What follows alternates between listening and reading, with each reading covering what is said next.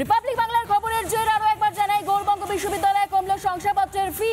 Republic Bangla এই খবর দেখিয়েছিল এতদিন শংসাপত্রের জন্য ১৫০০ টাকা নেওয়া হতো। রিপাবলিক বাংলা খবর সম্প্রচারের পরে নড়ে চড়ে বসে কলেজ কর্তৃপক্ষ। গৌড়বঙ্গ বিশ্ববিদ্যালয়ে কমল শংসাপত্রের ফি, বর্তমানে ১৫০০ টাকা কমিয়ে ৫০০ টাকা করা হলো ফি। বিজ্ঞপ্তি, বিশ্ববিদ্যালয় কর্তৃপক্ষের নিয়ামক বিভাগের ফি কমে যাওয়াতে খুশি হয়েছেন পড়ুয়ারা।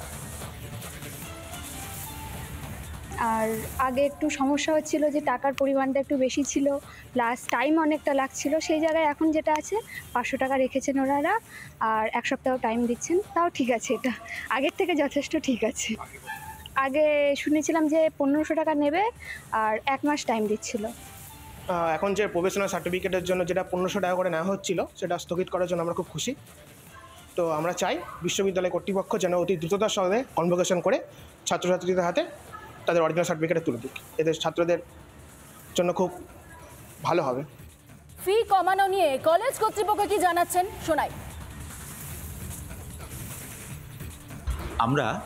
আমাদের এখানে যেহেতু নাম্বার অফ অ্যাপ্লিকেন্ট একটা হিউজ সংখ্যক আছে, তো আমরা জরুরিকালীন যে পরিষেবাটা আমরা দিচ্ছিলাম, সেই জরুরিকালীন পরিষেবাটা আমরা এই মুহূর্তে দিতে পারছি না বলে আমরা আমাদের বিশ্ববিদ্যালয়ের পরপর দুটো কমিটির মিটিংয়ের সিদ্ধান্ত অনুযায়ী আমরা একটা সিদ্ধান্ত নিয়েছি যে আমরা এখন জরুরিকালীন যে পরিষেবাটা সেটাকে আমরা বন্ধ রাখছি।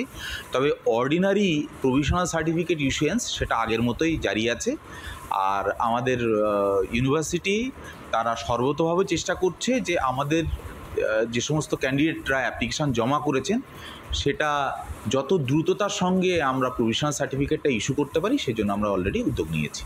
আমাদের এটা একটা স্পেশালাইজ সার্ভিস ছিল তৎকালের মতো আর কি, যে ছাত্রছাত্রীটা অনেক দূর থেকে আসবে, সে ৩ দিন পর তাহলে তাকে আবার নিতে আসতে হবে।